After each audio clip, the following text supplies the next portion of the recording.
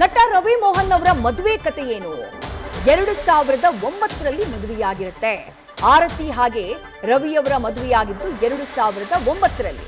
ಪ್ರೀತಿಸಿ ಮದುವೆಯಾಗಿರ್ತಾರೆ. ಅವರು ಆಗ್ಲೇ ಮಾತನಾಡಿದ್ದನ್ನ ನೀವು ಕೇಳಿಸಿಕೊಂಡ್ರೆ, ಮದುವೆಯ ಸಂದರ್ಭದಲ್ಲಿ ರವಿ ಮೋಹನ್ ಅವರ ಹೆತ್ತವರ ವಿರೋಧ ಇತ್ತು.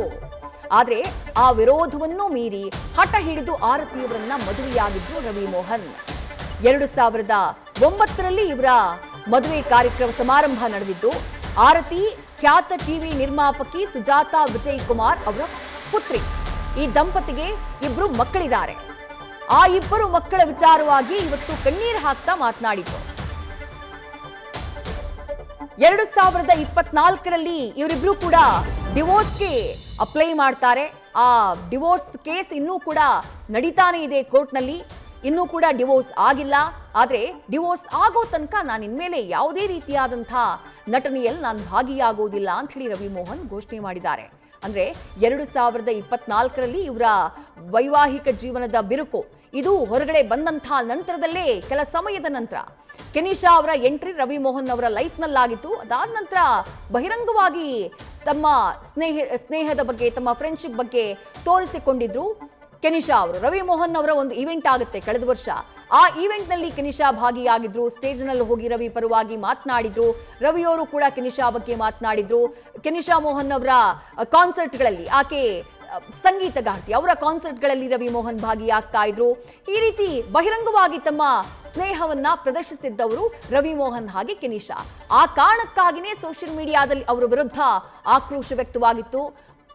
ಹೆಂಡತಿನ ಬಿಟ್ಟು ಮತ್ತೊಬ್ಬಳ ಜೊತೆ ಸುತ್ತಿದ್ದಾರೆ ರವಿ ಮೋಹನ್ ಅಂತ ಹೇಳಿ ರವಿ ಮೋಹನ್ ವಿರುದ್ಧ ಆರೋಪ ಕೇಳಿ ಬಂದ್ರೆ, ರವಿ ಮೋಹನ್ ಹಾಗೆಯೇ ಆರತಿಯವರ ಬದುಕಿನಲ್ಲಿ ಹುಳಿ ಹಿಂಡುವಂತಹ ಕೆಲಸ ಮಾಡಿದ್ರು ಅಂತ ಹೇಳಿ ಕೆನಿಷಾ ಫ್ರಾನ್ಸಿಸ್ ಅವರ ವಿರುದ್ಧ ಆಕ್ರೋಶ ವ್ಯಕ್ತವಾಗಿತ್ತು.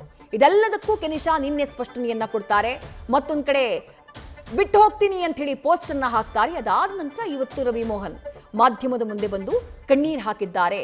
ರವಿ ಮೋಹನ್ ತಮಿಳು ಇಂಡಸ್ಟ್ರಿಯಲ್ಲಿ ಬಹಳ ದೊಡ್ಡ ಹೆಸರು. ಜಯಂ ಅವರಿಗೆ ಬ್ರೇಕ್ ಕೊಟ್ಟಂತಹ ಸಿನಿಮಾ.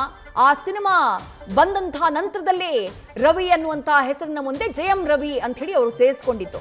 ಜೊತೆಗೆ mister M Kumaran son of Mahalakshmi, something ಅನ್ನುವಂತಹ ಸಿನಿಮಾ, ಜೊತೆಗೆ ಸಂತೋಷ್ ಸುಬ್ರಹ್ಮಣ್ಯಂ, ಇವೆಲ್ಲವೂ ಕೂಡ ಸೂಪರ್ ಡೂಪರ್ ಹಿಟ್ ಸಿನಿಮಾಗಳು. ರವಿ ಮೋಹನ್ ಅವರ ನಟನೆಯ ಸಿನಿಮಾಗಳು. ತನಿವರು ಒಂದು ಸಿನಿಮಾದಲ್ಲೂ ಕೂಡ ನಟಿಸಿದ್ರು. ಪೊನಿಯನ್ ಸೆಲ್ವನ್ ಸಿನಿಮಾದಲ್ಲಿ ನಟಿಸಿದ್ರು. ಒಬ್ಬ ಫ್ಯಾಮಿಲಿ ಹೀರೋ ಆಗಿ ಅವರ ಇಮೇಜ್ ಇತ್ತು.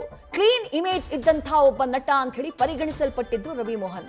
ಆದ್ರೆ ಇವತ್ತು ಅವರ ಬದುಕು ಬೀದಿ ಪಾಲಾಗ್ಬಿಟ್ಟಿದೆ. ಬೀದಿಯಲ್ಲಿ ನಿಂತು ರವಿ ಮೋಹನ್ ಅವರ ವೈಯಕ್ತಿಕ ಬದುಕಿನ ಬಗ್ಗೆ ಜನ ಚರ್ಚೆ ಮಾಡುವಂತಹ ಪರಿಸ್ಥಿತಿ ನಿರ್ಮಾಣವಾಗಿದೆ. ಆರತಿಯವರ ವರ್ಷನ್ ಏನು? ಇದೆಲ್ಲ ಆದ ನಂತರ ನಾನು ಒಂದು ವಿಚಾರವನ್ನ ಇಲ್ಲಿ ಮೆನ್ಷನ್ ಮಾಡಬೇಕು. ರವಿ ಮೋಹನ್ ಅವರು ಪ್ರೆಸ್ ಮೀಟ್ ಮಾಡ್ತಾರಲ್ಲ, ಪ್ರೆಸ್ ಮೀಟ್ ಮಾಡಿ ಕಣ್ಣೀರನ್ನ ಹಾಕ್ತಾರಲ್ಲ, ಅದಾದ ನಂತರ ಆರತಿ ರವಿ ಮೋಹನ್ ಅವರ ಪತ್ನಿ ಅವರು ಒಂದು ಸೋಷಿಯಲ್ ಮೀಡಿಯಾದಲ್ಲಿ ಪೋಸ್ಟ್ ಹಾಕಿದ್ದಾರೆ. ಆ ಪೋಸ್ಟ್ ನಲ್ಲಿ ಹೇಳಿದ್ದಾರೆ, ಮಲಗಿರುವಂತಹ ಸಿಂಹವನ್ನ ನೀವು ಯಾವತ್ತೂ ಎಬ್ಬಿಸಬಾರ್ದು. ಅದು ತಾಯಿ ಸಿಂಹವಾಗಿದ್ರೆ ಆ ಸಿಂಹಕ್ಕೆ ದೇವರ ಸಹಾಯ ಇರುತ್ತೆ. ನನ್ನ ಘನತೆಯನ್ನ, ನನ್ನ ಮೌನವನ್ನ ಯಾವತ್ತೂ ಕೂಡ ದೌರ್ಬಲ್ಯ ಅಂತ ಹೇಳಿ ನೀವು ತಪ್ಪಾಗಿ ಭಾವಿಸಬೇಡಿ, ಅನಗತ್ಯವಾಗಿ ಬಳಸಿಕೊಳ್ಬೇಡಿ. ಅಗತ್ಯ ಇದ್ರೆ ನನ್ನ ಮಕ್ಕಳು ಹಾಗೆ ನನ್ನ ಗೌರವವನ್ನ ರಕ್ಷಣೆ ಮಾಡ್ಕೊಳ್ಳೋಕೆ ನಾನು ನನ್ನ ಕಂಫರ್ಟ್ ಝೋನ್ ನಿಂದ ಹೊರಗಡೆ ಬಂದು ಸತ್ಯದ ಜೊತೆಗೆ ಜಗತ್ತನ್ನ ಫೇಸ್ ಮಾಡೋದಕ್ಕೆ ನಾನು ರೆಡಿ ಇದ್ದೀನಿ. ಯಾಕಂದ್ರೆ ಸತ್ಯ ಯಾವತ್ತೂ ಗೆಲ್ಲತ್ತೆ ಅಂತ ಹೇಳಿ ಆರ್ತಿ ರವಿ ಮೋಹನ್ ಅವರ ಪತ್ನಿ ಆಕೆ ಪೋಸ್ಟ್ ಅನ್ನ ಮಾಡಿದ್ದಾರೆ. ಕಳೆದ 6 ದಿನಗಳ ಹಿಂದೆಯೂ ಆಕೆ ಒಂದು ಮಾರ್ಮಿಕವಾದಂತಹ ಪೋಸ್ಟ್ ಅನ್ನ ಹಾಕಿದ್ರು. ತನ್ನಿಬ್ಬರು ಮಕ್ಕಳ ಫೋಟೋನ ಹಾಕಿ, ಎಲ್ಲ ಮಕ್ಕಳಿಗೂ ಅಪ್ಪ ಅಮ್ಮ ಇಬ್ರು ಇರ್ತಾರೆ, ಆದ್ರೆ ನನ್ನ ಮಕ್ಕಳಿಗೆ ನಾನೊಬ್ಳೇ ಎಲ್ಲ, ನಾನೇ ಎಲ್ಲವನ್ನ ಮಾಡಬೇಕು, ಎಲ್ಲಾ ಜವಾಬ್ದಾರಿಗಳನ್ನ ತೆಗೆದುಕೊಳ್ಬೇಕು, ಒಬ್ಬ ತಾಯಿಯಾಗಿ ಅದೆಲ್ಲವನ್ನ ಮಾಡೋದಕ್ಕೆ ನಾನು ಪ್ರಯತ್ನ ಪಡ್ತೀನಿ, ಹ್ಯಾಪಿ ಮದರ್ಸ್ ಡೇ ಮಕ್ಕಳೇ ಅಂತ ಹೇಳಿ ಮಕ್ಕಳ ಹೆಸರನ್ನ ಉಲ್ಲೇಖಿಸಿ ಆಕೆ ಪೋಸ್ಟ್ ಮಾಡಿರ್ತಾರೆ. ಆಕೆಯ ಈ ಪೋಸ್ಟ್ ಕೂಡ ವೈರಲ್ ಆಗಿತ್ತು.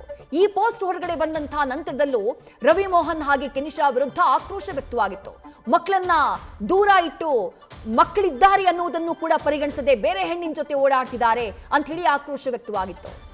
ಇಷ್ಟೆಲ್ಲ ಆದ ಮೇಲೇನೆ ಈ ವಿಡಿಯೋ ಅಪ್ಲೋಡು, ಅದಾದ ನಂತರ ಇಂತಹ ಹೇಳಿಕೆಗಳು. ಇವತ್ತು ರವಿ ಮೋಹನ್ ಅವರ ಕಣ್ಣೀರು. ಸಿನಿಮಾದಲ್ಲಿ ನಟಿಸುವುದಿಲ್ಲ ಡಿವೋರ್ಸ್ ಆಗೋ ತನಕ ಅಂತ ಹೇಳಿ ಘೋಷಣೆ ಮಾಡಿಬಿಟ್ಟಿದ್ದಾರೆ. ಅವರ ಮಾತು, ಅವರ ಕಣ್ಣೀರು, ಮಾನಸಿಕವಾಗಿ ತುಂಬಾ ಕುಗ್ಗೋಗಿದ್ದಾರೆ, ತುಂಬಾ ಯಾತನೆಗೆ ಒಳಗಾಗಿದ್ದಾರೆ ಅನ್ನುವುದನ್ನ ಬಹಳ ಸ್ಪಷ್ಟವಾಗಿ ತೋರಿಸ್ತಾ ಇದೆ. ನ್ಯೂಸ್ ಫಸ್ಟ್ ನಿರ್ಭೀತಿಯಿಂದ ನಿಮ್ಮ ಪರವಾಗಿ.